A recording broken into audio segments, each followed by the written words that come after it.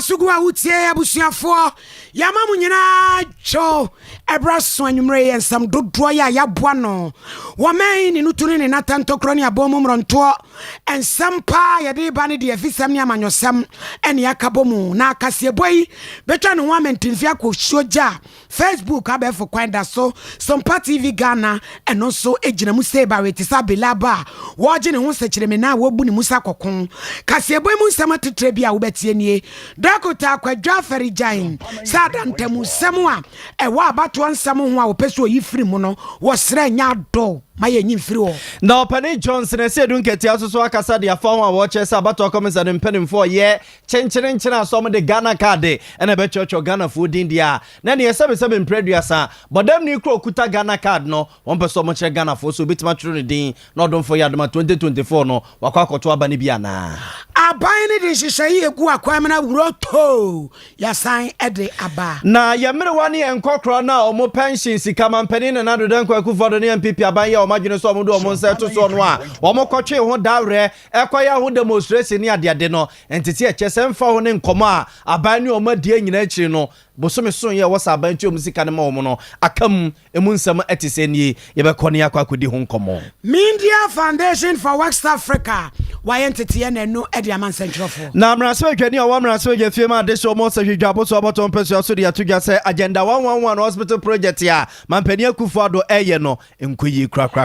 wo wuro kuja tabra kwase National Cathedral no be ya contract no yentwam office no yentutum na wo mo ya adwuma nyira dan kofi na doctor osaya wadutwuma site mu bio so wo ka kire suku so ahodo no titru ne headmasters ne headmistress fo no when obi ankwa nkofa prospector so nsensam ama akoda bia ntena fie akoda na ntima ntoto ne ma no kra no a oso ba school ho no mo no beto anu ngumasuya so pani pabia kasa se emfa ho ne COVID-19 abana yere ne ho pa mesikasem eye amzanfo weni afoforo pin ya kekese ne ne se kase ababia wo bia na nwumre ye ba ne ye dia ba besomo madwenche no mu nsusuye oko eye Facebook wa eye Sompa 93.1 FM Sompa 93.1 FM na YouTube Sompa TV Ghana Sompa TV Ghana wadwenche no nsusuye o de bia ho no mu a yeguso ebe kase ne mamu no ye bekenkan ede amamo medende ya bo amali bia boga nwumre mene ohini ni amakrancha dazo of mami premeni kase bono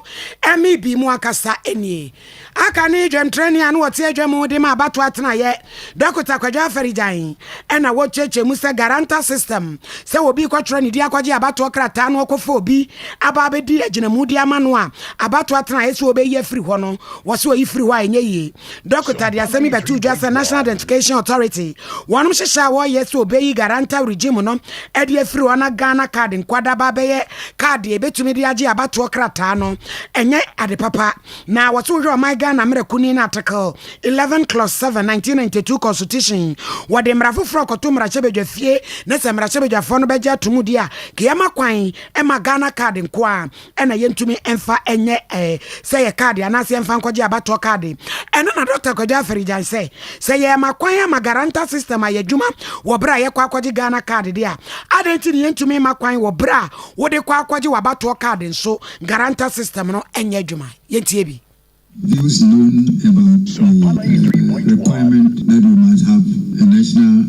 ID card before your name can go into the register. I said I totally disagree with that because I do not make the law. You see, let me put it simply. Before the national ID card was born, I was a Ghanaian. Do you understand it? Before the national ID card was born, me, Kwadwa Ferijan, I was a Ghanaian. Do I cease to be a Ghanaian because I don't have a national ID card? I have already expressed my views about that. That it shouldn't be the only form or the only way of identifying a Ghanaian. But I don't make the law. It is in the bosom of the Parliament, our representatives. If they think that is the right thing to do, maybe there is very little that we can do about it. All right.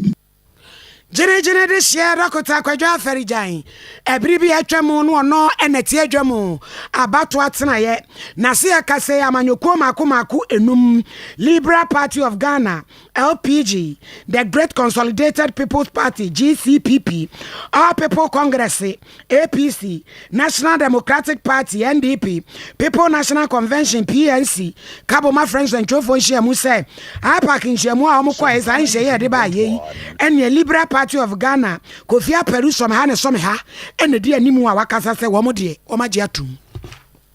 All the political parties. And I question say Adrian say about the trade DNA. Say CI, ADCI, Neko. Now it got to Abama, another guy here. If you try to see the news, say, Sir, it's near Yana Bow, Batu, Titi, truly Padi. Now, but it's a Obidia Barber, will be a proud, will be near the Adeno. I had to. People social I think you want to be a benefit I record the Lord about that with the money order in the day is true. And then on Ghana card, I'm about to make that we give you one be a bank account. And then now we use you and sign your account man. So we say we're not driver's license and then now we use you. So we FSL in your passport Ghana card. If you Ghana card, you know, have a acceptable document. You know what I'm saying? Is a who finds the China Ghana. And I say, and I say, now I was saying, you see Ghana card, and I say, the primary document, I will not say that coach now, no, it means penny be actually emergency by a daddy, or guarantee system of and no, I'm not quite saying, you can be new and I'm going to be a dancer, so if I will feeding a tree, and now we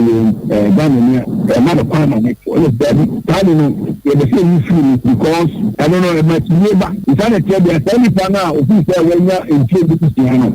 Also, or to make sure the feeding the chair. One cup, Ghana card, now you only more than yes, only a Ghana for South and for your Juma, someone didn't choose a Ghana here. No man of that to make Katana, let me about between what you say a teaching. Kofi Akpalu, Someha, Nesomeha. I was on for ya twice ye guso de mo abato komisa de mpeni mfo atena ye ne di nchochra won mo epeso mo chro no mo de Ghana ka de tu sa na mo wa e won sema kwa akoto mra spejafo ne ma ye hwe ne mo se mra spejafo no betena se abobu hu ne so mbeji atomu a abato komisa de mpeni mfo ahya se de Ghana card no atwetwe Ghana ma de sie di ankogumam se beye na 2024 elections no waya wo kwa akoto bie no na huso nsa broba enkwese bi abato komisa de nkrata mu no ye wo bi omoba bepiem ababe yi president ene MP ede amagana mai na eno na national chairman de mandisi amanoku no Yera Johnson esiedu nketi ade atugya se sabato komisa de mpedemfo ye tintintintin eye chenchirinchina se omo de Ghana card no ano mu gina so se Ghana for yemfa ntwotwo yedin enko abato ngumane mu a na ne omo ka ne prenye premfa se ne ne sebesebe mpredua sabodam ni kura no a ne selector badwana natie akoka konjompi no a kr wonyonyo eha no wono kra batimi akọ okuta ne Ghana card ya no akọ akọchwocho ne dia ma bato ne dade duru no a wakọ no akọ akọto bi Yera Johnson esiedu nketi a we national chairman mandisi amanyuku no edison summit jawabra na nsemtwefu abapini no ene no edi nkomobuza ne se ejese pa omo ye ne denie sabre abato komisa ne mpene for de krata akọ akọto mraspejafo no animo a enche bia mraspejafo no bebobo ho ne so mbeji atomu a wono ma agi atomu no omo mandisi amanyuku no ye ne denie ene wo che so omo nsema mo kan se enkiema kwan na so ya no ye Ghana ni a anya owo sofo anya owo na waja e wo abusia wo kro no a wo se wo free so no oduo no na abusia fo na ba be de agina mu se bia asomasi anaso wo bentin wo ye de hye kan a wo ye Ghana ni mapa ya wonye wo ho wei e de ade na si ho kwan sa wo ma ka na so abato komisa de mpanimfo ye tintintirintisem so mo de wo ya no a wo de 18 years na wo kwa kwotwe ne di nso nkuta Ghana card pa enya de ombema kwan ema sanipa kro na etusa na mo no eno na Yera Johnson esiedu nketia echesema me jemensa ne na pamfo no ene yesebesebe preduas abodamfo nyina wahwe a ne ye kwa kwotwotwuru mu din omoma kwa koyi president ene MP amoman yi. It's like somebody who declares that he doesn't want to eat maize or corn. and yet he can eat kenke or banku. Because if they believe that the guarantor system, the argument has gone 360 degrees. When they were thinking about using the guarantor system for the procurement of the Ghana card, right, we were insisting that we already have the old register, which is biometric and which covers everybody from 18 years and above. So that is the biggest biometric database you had. The banks had bought into it, other organizations had bought into it. So we must use that as a basis to now find ways of dealing with the under 18. Right. Because the birth certificates of people under 18 are more likely to be genuine, because by the time 18 years ago, we were already in serious record keeping at the hospitals and so on. So, but these voters register, biometric voters register, which was procured through a rigorous system where you have, party representatives, you have an adjudication system to deal with challenges and all that. No. The guarantor system is far superior to the biometric database as contained in the voters register as it existed at that time. So what has changed? That all of a sudden you find everything wrong with the same guarantee. If somebody is about to destroy something and you are there, you have a responsibility as a good citizen, whether your direct interest is at stake or not. Act. Otherwise, you'll be found guilty of the same crime. Abusia wa national chairman ne man this Yamanyoko ni Yera Johnson Esiedun Ketia na yete ne nkade ne nyina abato komisa ne mpedi mfo nkrato mo de yakwa kotom raspegafo ne nim samra spegafo no mobo ho na nkomo nyintuma wonum na wo mo a eviti samre ya koyomadi 18 years anase bia bibinti wanti mantwo ne din anko abato nwuma mu a opeso okotwo ne din no ade a wo se nipa dasani no e de ya dance a ebema ne tiba two ne din enko e Ghana card nko since bi ode birth cert anase bi ode passport anase bi ode asubo krata enom ne sa ne manema ne bekokọ no enko Ghana card nko a ehon komo ene Yera Johnson Esiedun Ketia de na no atomu a wo kire se ne abodamfo nyina ebeba mama ba betwetwuru mu din no aban ni gusuada ya wo hye se o my Ghana mrakuni ne fa ba ko efra ne se Miscellaneous Provisions Act 2022 ya emra ya sansakra mu biem na ya hwe kwan ya befa so ma wuroto ya ya tutu mu am akwatra da woroma ya san bebie no sika esese ya je akwantempo awodo asa adwuma ne bekoso nyina no wo mu gusu a wo mo kasa ho a enche kura ma Ghana kwantempo binom so wo se wuroto no ya sanso abie ede atom na setiefo beka ya November boso ne da na toso aduonu baako ena sabre 2021 yewura kwantempo so soafo etutu bubo mu a se wuroto ye ntutu ngu ene ebi kura se ye de be ye janan ne utu kwa na duru baby na yam ka se kur bia no wadi family ka na se raswata ana tombran wadi bo frɛ nom na e kanwa wakɔbɔ wura ho a nipa so akasa so ma no ye sika ti yensam ye ntum wo so de nhyehyɛ egu akwa mu a enche kora kwan obefa so agi sika no yakwantempo ahodo a ye bebie di atom ni nyina no wode ayadwuma na sɛm ibeto mu e na Sompa ye ni General Secretary di Ghana Toast Workers Union owura Edward Duncan e twetwe nkomo no se no kranie wone na manfo akoma de wonu mache ti wendi ade ani je pa na abre wo. The letter now security around Chese the minimum ya my share be be to Yasata did tools but man said about workers former workers economy in the faso your moon can one say for now let's stick to Nyamudi P also 2 rates like you said we introduce also 2 rates are increasing yes 2 rates there's also more it is long overdue so they're increasing it will be unpopular with the general public increments and but about 40 years ago are increasing to now normally or say every year they have to review increasing those times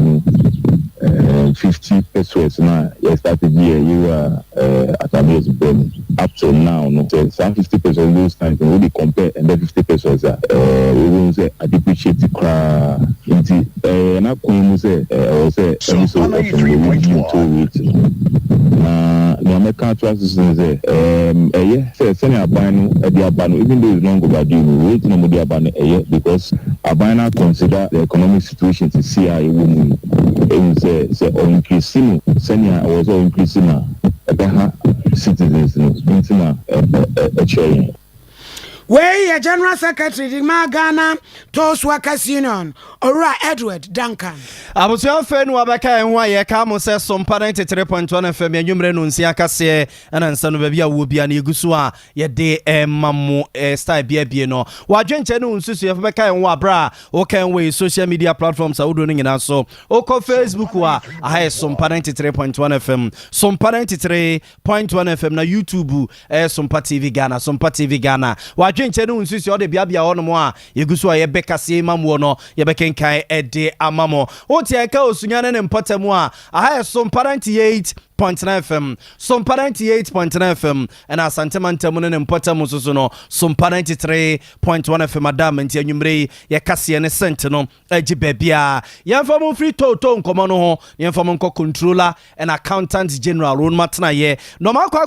movie on prior soa, a war a poem Mantemo, Ye Jumefono, a Fiano Fiano, one of my attire de Cojon Jurumo, na Afidiano Mokoyeno, and a Jumefone Chese, and it may be Kosua Bemwa, one etiasia enyeyi ene so mo mpanimfo a wo mo ewo controller and accountant general's department no wo mo ekaya ede mo so mo mfa nya adwuma da bia da se bia wo be ko office wo be ko fie wo be ba pro wo mo manside hodo no mu ahwehwe se ne omunyuma ye esi ko no ensensem se de esiti a ye se cast ye de mo no nkoyie kra ya ma mo ne boys ifre no ye se camera spider wo se de ende no enu bi na abadia mo wa bra wo mo na senka womu dibre ene womu gina bia ewo aban hihie mu no womu ensa nkakura no o se Land Cruiser Prado de enkomo enya bia na se amanfo Land Cruiser V8 no ne ade o se no bi ene ko se de mamma wonum na we ayamra nhye mu ne koso a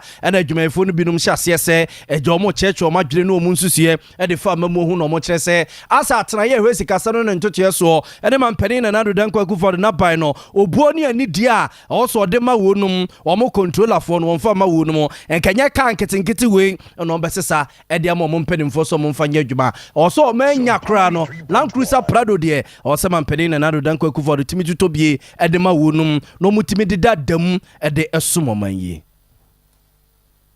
Understand the reason why a department like this, which is very powerful when it comes to finances, all our deputy controllers are using Camry.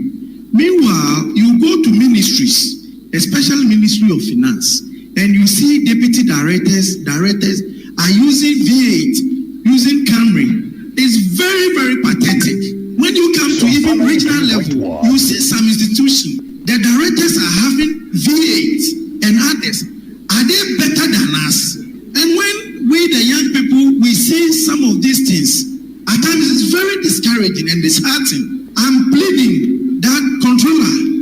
you do your best for us, not for them, for all of us, so that our deputy controllers, if not even, at least not V8, they should be given Prado. Our regional directors and the various directors at the head office should be also given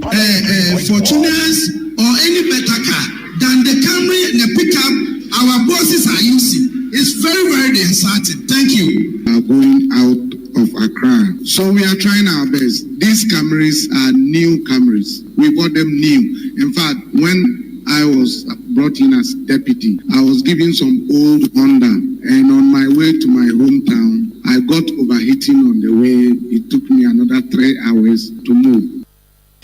I was going to weigh a controller and accountant general Juma Fua, Wamo, Ewo May, Moma here, some Moma Desre, Yomode to Mampenin and Adanko Kufuad when Nimno, almost Mocas, a Camry no, Esusa, Wama Broso, Wamo Esso Traso Cra, in the Bay or Mania Crano, Land Cruiser Prado die, and you can say a bow mokra. Media Foundation for West Africa, Wami Abejakwa, Wadada and Central Phone, Womujumedie, Santimantemu, Wadinenua, the entity, Ediaman Central for Fan Samoa, Ebi Waya Danny than you need each Ghana for. Kwame Redru, Ewo, hello, Kwame. Majoy. Yeah, no, enemy. Jumedianing in Abbey.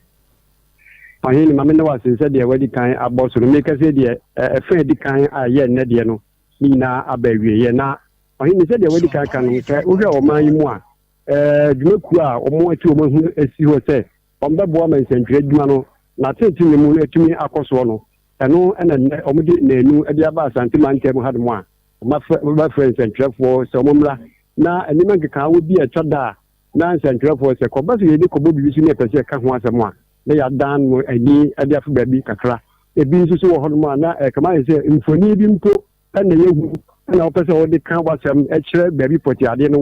Then so no, a coyam for me that there be a into Brana 70. Now, only a corner, some fun when you fully be a baby, I have to watch in a crowd. In the Penaquac of fat, no, the baby did not become some. Uber has my walk and in and said baby.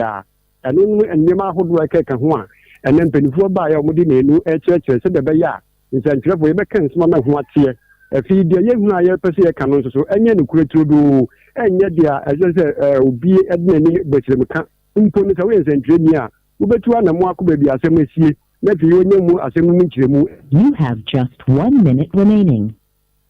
I come on, and then, or more days, they never begin had more, or more extra, or making with a hand more. In about a cost of Papa Nova in Central Bar, and then any year partner, but the said, in Church and Ancano, a piano goes over the edge, man, no way out to one. And if you meet it, the moon, I'm a never do now. Kwame Redru, ya best about in China at Yatum. Credit, no? Asa, Obron some unity, asa. Gubinum be our boy. Kwame in answer, Santiago, near Nijaye. What Redru? Or you mean said na Manu Egusu Americano na enchechemu ene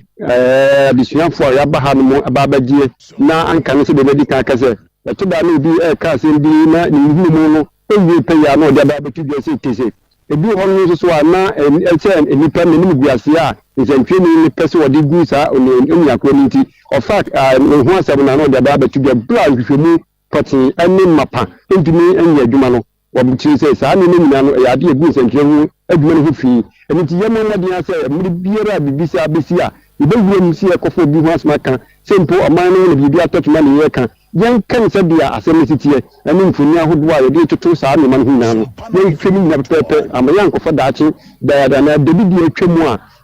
yidi yehwe ni no amfa mebu enipene ni mase efi se bebe ya obekura wa no ensem bi eni se wobeka dia ewe kokoto a eni se ewo se bugi ni kiremu efiri koto ansa na wotumi akamu asini na no ene omudimi na ato zentwefo ni se yehwe sa ni me enigi a aba zentwefo bi ene enigi yi pa na mpenifo no se bi ne ni enkwa yi yentinu bigi ze bebo di aka ni na no nyankopɔ ya aduna echi na fam de kura no mpenifo a ene ombegina de no omudi asime tweto okra be mense ntwefo ni yehu de asi etumi ye ene de yede yano ensem ebefa ema oman no biye emika nko etumi akoso no yede ni yele ma nsentwefo etie na ene de edi kan de ohe ene ni nyina no hini ene ni nyina no abawie ya nyankopon ya aduna kina ni tefo be nkura no pa ni nyina no yede ama etiefo ate de akoso asanteman ho no Any a Juma Kwame Redru Yenua Bema, Jumadie ya Ekoso Media Foundation for West Africa. Why entity Ediaman Central for Santiman Temuno, Kwame, any Jinemu. Yeah, twaso na ya de mako isika 7 ntutu mu mama ni tua emra mampani na nado danko akufo do ne wo fa second ofriata osofo a o sika 7 ntutu so ye nhyehyeye se ye call IMF ade ba ko a ene Ghana ni bia na ada ne fe ba bia be fa bia ne ada na prawana mu a ne ye we ne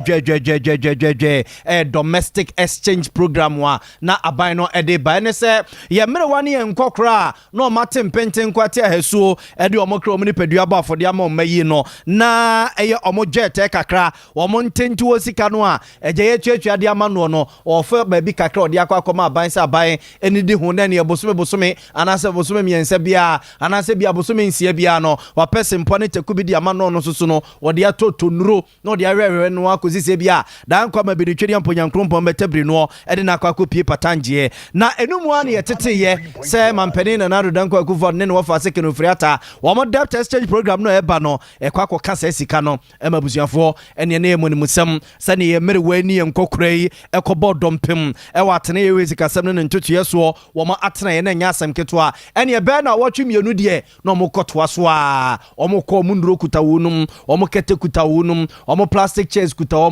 mo ko ya to a kenu friata e parliament kransa na owura ne timi se kira ka kire wonum se wayi wo mo e de afri san hyehye no a aban eyenum na afi na dru se ya wayi wo ma firi mu no ene ye se bosumi mienu o se bosumi miensa o se bosumi nsia brano musika e wo so tuatua de ma wonum no wode ebekwa ko e ma wonum na no na ntete abato so mpa me nsem twafa pono so che se ebre na so sa ban wo so tua se sika no e de ema ye merewa no ene ye nkokora no na ntete ne se kapre e motuma no ene mpesa ban akwa kotua e ma besine ngasi yeso ye nyene aban emowa enche nkokora ne merewa no e ma ye ntete ne se emerewa no ene nkokora no ama aban no 2 days na nu 2 days sama mpeni na nado dan kwa kuva neke no friata so afo ezika sam no ntoto yeso so mo mpeni to mpeni no a enne ne kire ya ommepe bibi emese enchire wun manye sade a na ne wo mo ene mampeni ene so afo ezika sam no ntoto yeso ede ewo musika no ho na na ke hwe se ye bekwa o ma so na ye ne Dr. Edu anane entry ebekọ akwakodi nkomo saa ye mmere wane ye nkokora yi a omusika akwakodi mu no omo ekuo na ye kasamafo a ejawadi animu akodi ama wo no mu a ababedu sampemprenso yi ne ye hwese ye bekọ awoma no so ne ye ne akwakodi nkomo ehuma ne ntutu mu nti abusu ye beto ansem no so ekire tutu mu a ye bekọ ne na akwakobutu mai wo ho ye kasta enough tom ra shebedwani on manyanfo kuje tabla kwa komra shebeje fie ma beje kwa wohwe amano ne hu nsem so obi ogina mu pastor frukutu na wakasa so nyankro ponte asefa so da na adan kwa kufu adu so obesi national cathedral no si ade ne ma egu nsane ani a march bosome ne de to so du na ne na afe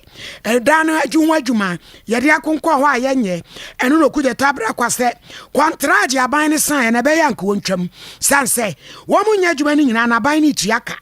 eti amfaso bi enu we ka ne ye bo ne kwa ade a yetuaka adwuma ne so a wo monye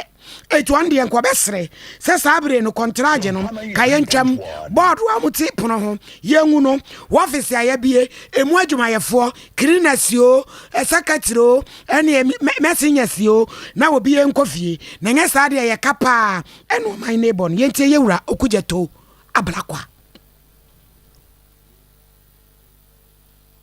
Here we are on the first anniversary of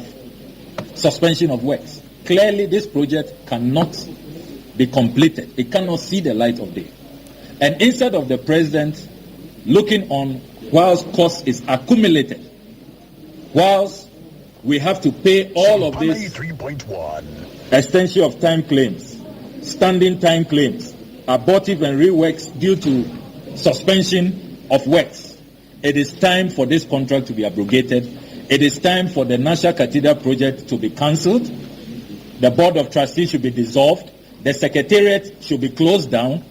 Everybody should be asked to go home and let us save money.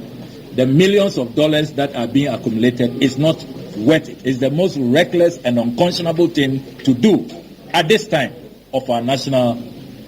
economic predicament. Ena wotie mu no Yankwa echina yankwa omano so ne Dr. Edu na ne yantwi nkonkodi nkomo sine di kan ye no ye mpanimfo a wo musika kokodi mu ene wo mu a wo ma anya ntuma anya debt exchange program ne bie no wo musika mampani na nado dankwa kufo no ne aban no so afo sika sam ene no ntoto ye so hye bo se brano eso wo betu ade ama wunum no ya tesa kam amoma aban ni 2 days so wonti wo musika ne mfemfiri ho no mo yankwa ne nkodi nkomo doc ma joy ya oba megiri sempom ye wame dunamo Ya da radia se na mot anwumre mot bibia free finance minister ho na se bia da se mo magi musika ana metiki mo mo ankata mo first boro am treatment ya ba house by no atate enu yawada ye kan se tiano be yawada ye be fa ye wa din no the statement ya ba se o ti enu yawada de no tia enti eba asa no amama koma tomo yam se mo asem no mampani ne aban na tienti etu mo kotwene ne yetwene ya bi etu de enkotwene se ade metia any metia a difference no kre it was so betia it is ya wada no ba no tia ena na sem no etu akotwene ne yetwene enti enkosi se ya wada no mo de monsa beka musika ne de still ya mo de mutim ba bia mutim se mo ji musika ye medu ya se ya manu se endu ya wada jumbe em point juma de that the tia ya ena na ye ba be fa ya ko aju but bedu wonu tia eni age so bi aba na doc we no coupons we no ebre no eson se wo sa ban etua no acha na coupons we no bring the more actually it did the February it did the 17th and I say it so on the 5th March so it is amateur but statement now by no my sister almost cassette so be here some points to me I think in that statement I'm in kind of year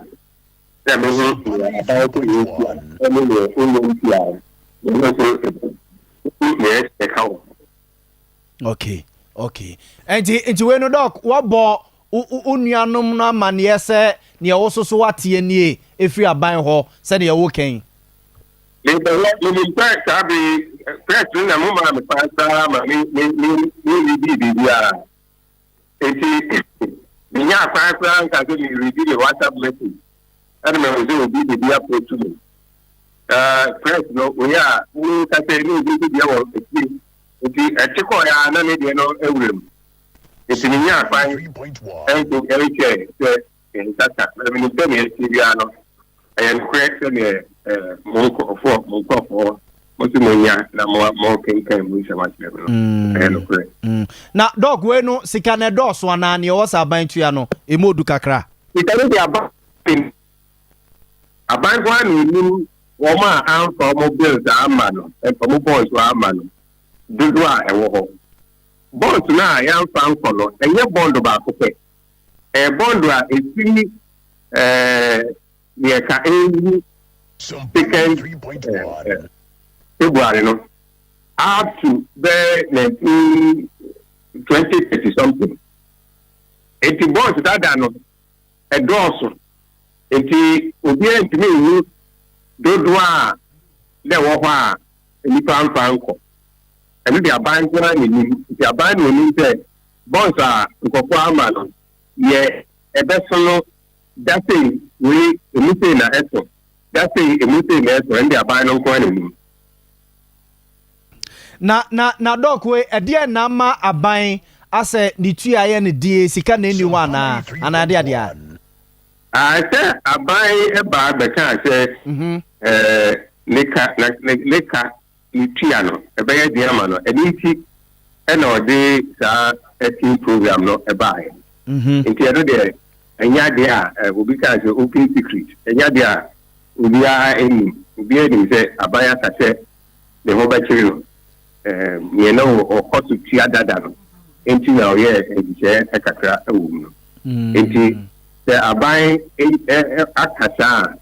na yeze hu na iri se bidu be bidu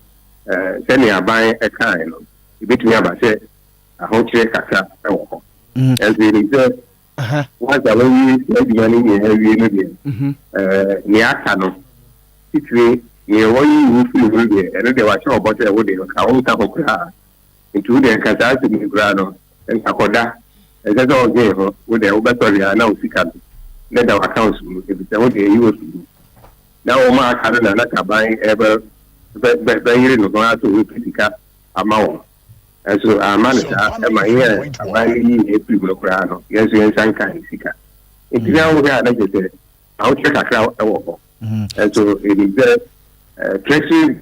market no treasury bills market no aban ɛɛbobɔ besia wɔ hɔ na titiri a ɔbɔ besia wɔ treasury market no sɛ ɔde ɔkɔ ana saa bere onya kwan ɛbɔ besia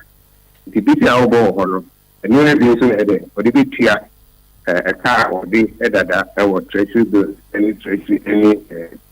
bonds kakra aka ɛyɛ outstanding no nti nim sɛ ɛyɛ den kora aban ɛwɔ kwan a ɛsɛ ɔbɛfa so na ɔnyɛ sika no ɛde atua ɛka. Okay.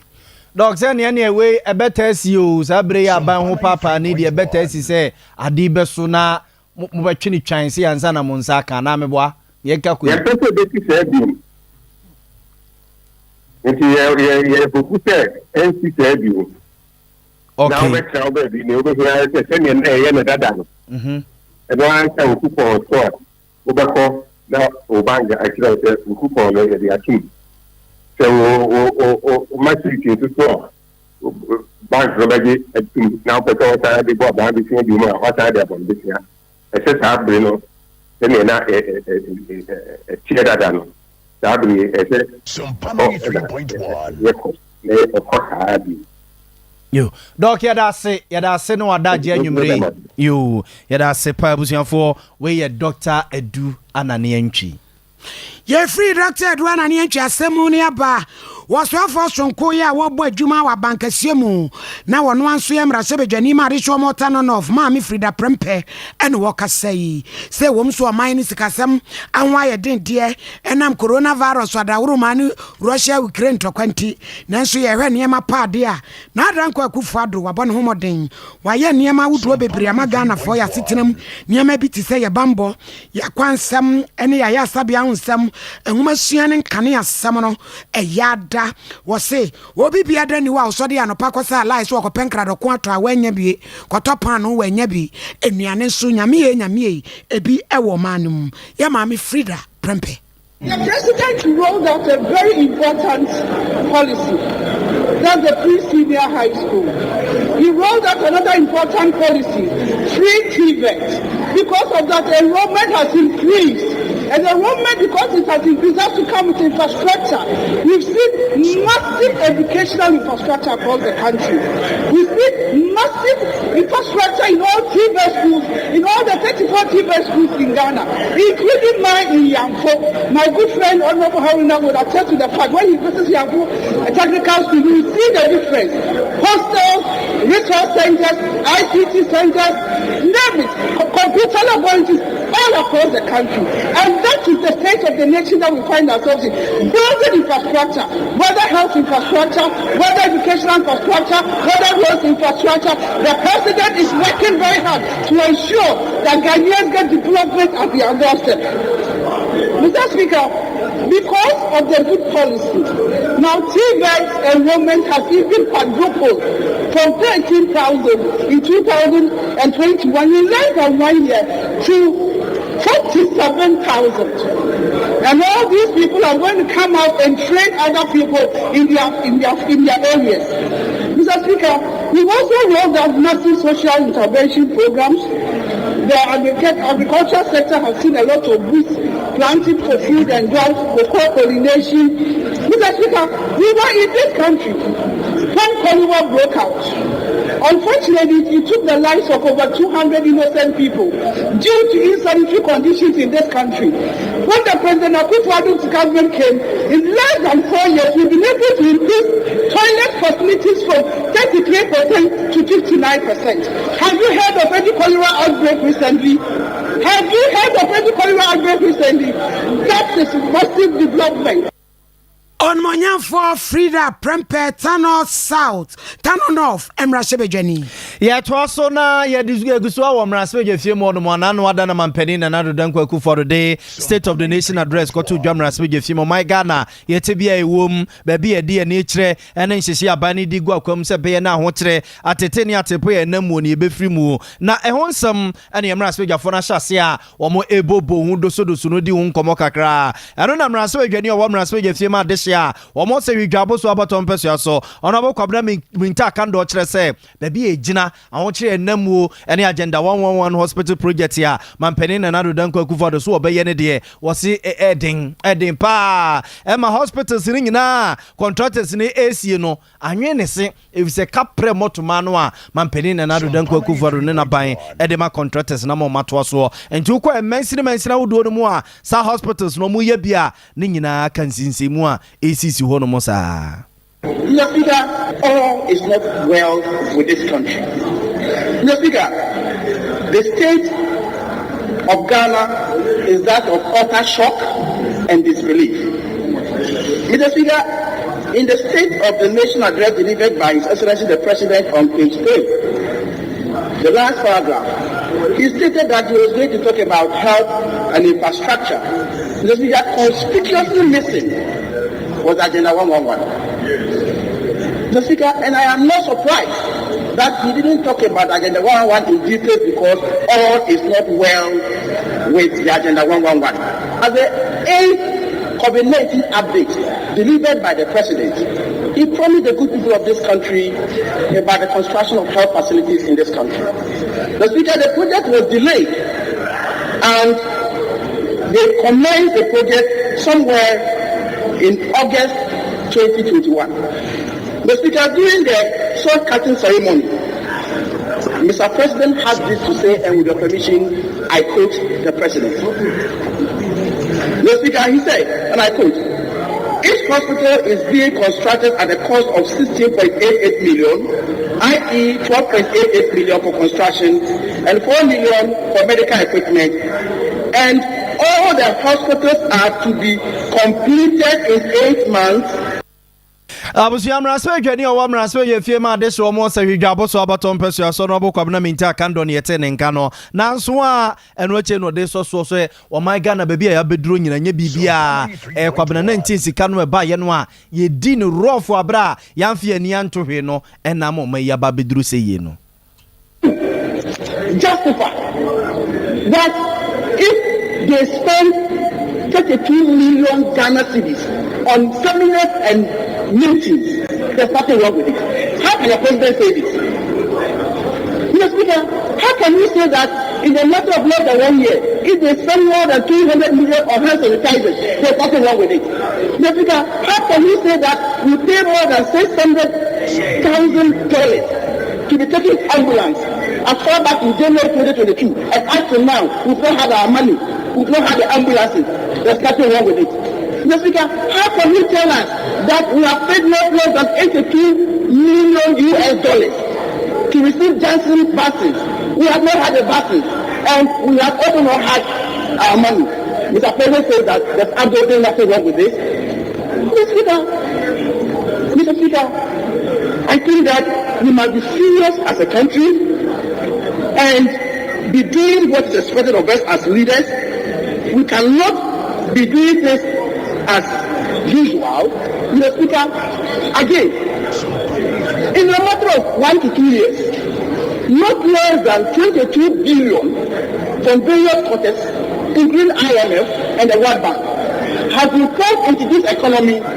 because of COVID.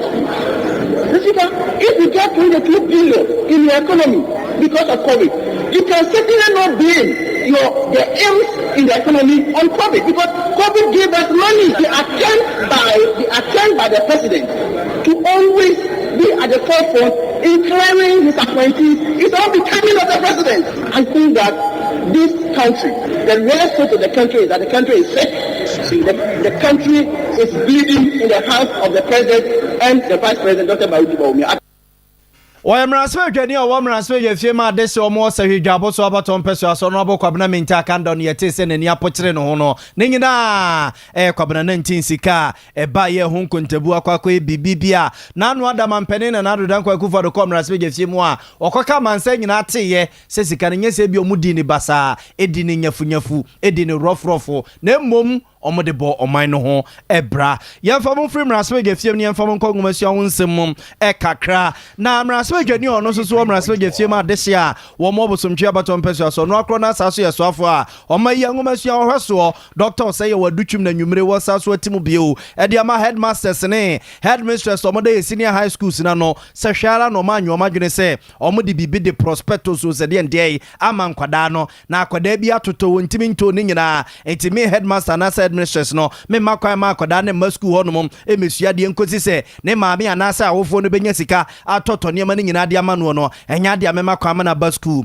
adutwum ka che headmasters ne nyina ene headmistress no se wa wuni mo be chew se wo ke kasansem no ade ni di no de be ye wo or the sansem tu jawabra o compensato kakra wo goso afumantem no mo eno kosra na nanom a or the sansem ye tu dwa honom the headmasters could see a macatro. Sacoleto and Tari, you know the good Frank, and one in school, one can say prospectors. May not be prospectors, they don't papa betting and say, short back, nika, any set, any sandals, and I'm going to answer from. There's a million for the kids. Move our prospectors, no baby.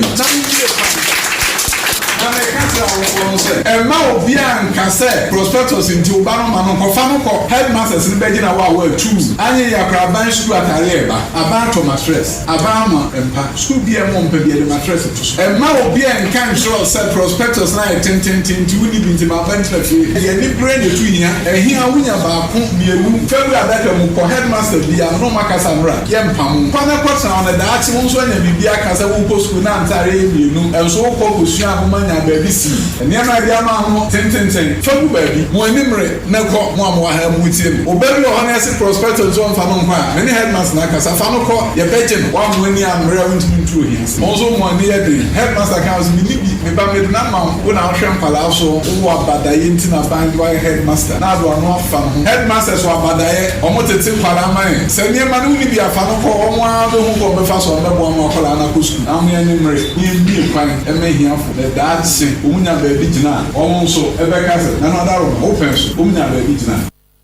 Abusia wa mraswe dwani o mraswe gefie ma de so omo obosomtwe abaton peso so no akro na asaso ye minister o mayingu mesia o hweso ne no akiri wasaso de so so obi gina baby ekokasa ai mampani dada John Dramani mama ne penso ne e-blocks osisi ye nyina no mampani akufo do bai watuna jeje mu atuna sabamu a wo maya no wa ya no nim ne wo keke bia wose project ahodo a wo betu ye nyina ye na aka mu o mawie amende wo masisi bi kura abusu we senior high school so no mu nyina MP we dey make say amanofo dey am here only for one for dey tell say do we na over tell say MP before say maybe we fit as NDC for jago na NDC for say ye e block o ma jago na nya no kre e block o ma pen na do dan to kufa we sense dodo awie dodo esen dey NDC for you na say afra o dey o ma pen nkoko bie ye pen so ne be so mu ye bie ama science lab we mu no say ko kwati motor kre o nya bio enso e block o ma pen na ne ko kasa pay die ye moduma o mampani ba bebie ni aka sere Ghana for say NDC for ye bibia ye nya ho enye NDC for sika ye wowoto ene ye de aduma na ye politics say we ya ebeje we do premier ye nya yam amanofo na ni Ghana for any break fi say e blocks de ye na o beti NDC amani bi was e block mo beje bu ho no akoko ba ko bi wo wi ko twa mo photo mo beje bu ho na nkrofo bu fu ena mo ye ya bro enso kasa pay die ye de o nka ho ya ma contract na ko nyame bo a fesene ebedoni epie ama school no aye kama we aye o doctor o say ya wadutwum ne yete ne nka no na eno echi na goso manhene na kwasi busompra wodi kan esoso ebo minister baso pa se ne pensi o my Ghana ngumasuan puntu abam kese pa na fensu ye bele system yi kaka se le be ya du se ye fa nkola no school a en ko ba se o ba tie se headmasters no e se free bi mo ho so ye kan so le obi an fa se yi na headmaster bi ma so ya ma mi do se ati and so ni se e koso ni se kan bi de da ho a mo ye kan se mi do ho a ya na e ha bi ka se le se the masters ni se mo inya sa ni se le ya bi tumi ama tu no so akore ni so ka sa ko bi ka sa ko ai so le se de mai le se do so le se mai se no so se sa ya kan di ka ye se ka ba ka sa na le se no e ba ba school mo na ka da bon tin mo tan tan su nya bi ni se o kwa mo kla wa ko chikura wo ko no e kura na no de ko e say school no de wo kakra bia de ne ba frem no so de ba se mu nyina mo abje masters no amwa enya minister ba ko kwa regional minister ho na ma nti de bia be ko school ho be tuma ba ko he say e teacher for no so ba why na e ma school no etuni e ko so we nana goso my hene ene yetenin ken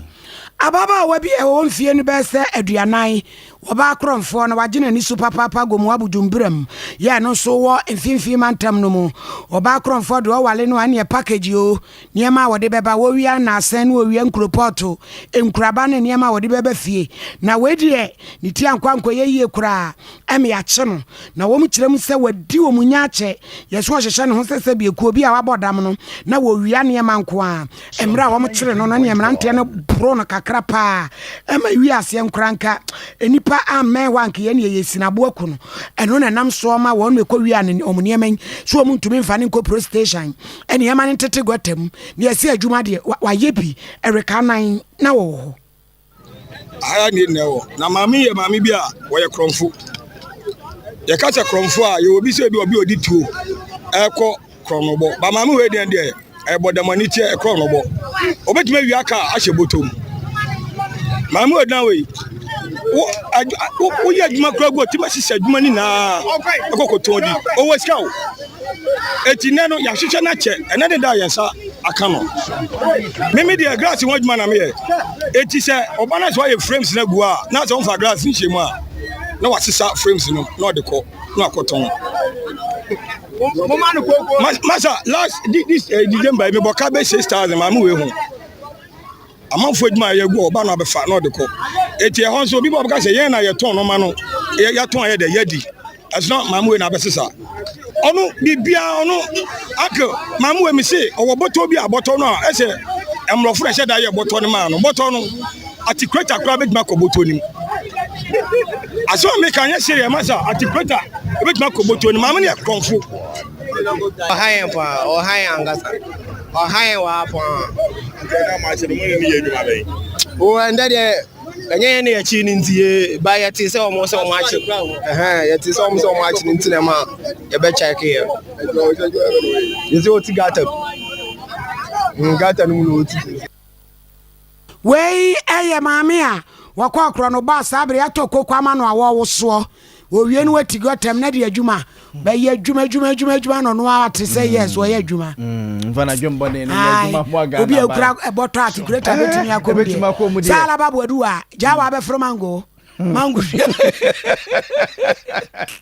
abusia 3A Herbal Center for the 3A co capsules abedwa so a onya bia A2 co kwase pa se fifiri wani ase se fifiri woto ba bia fifiri bia koko no pesa wo hye ase a 3A co capsules wa ya to din se coco master ono na sese de oboa ehye coco ni nyina ase ni aye obi agya osisi yade ama oyemu atim ama chese o kọ ya ne so ne se moje pramwo eye befu a ama ani su kra yo wisiri a me se eye 3A co capsules wa wo mo efre ni coco master no eno na me kan for de ama wo 3A Herbal Center for na de abedwa so ma Food and Drugs Authority pen for age e de atum enya na odwa so odwa ne che kolinakia obenya bi ato dani heba so no obenya bi ato ho misi heba obenya bi ato and apidank so ko ho no mu a obenya bi ato opa unche mu bi anu afre 0546107107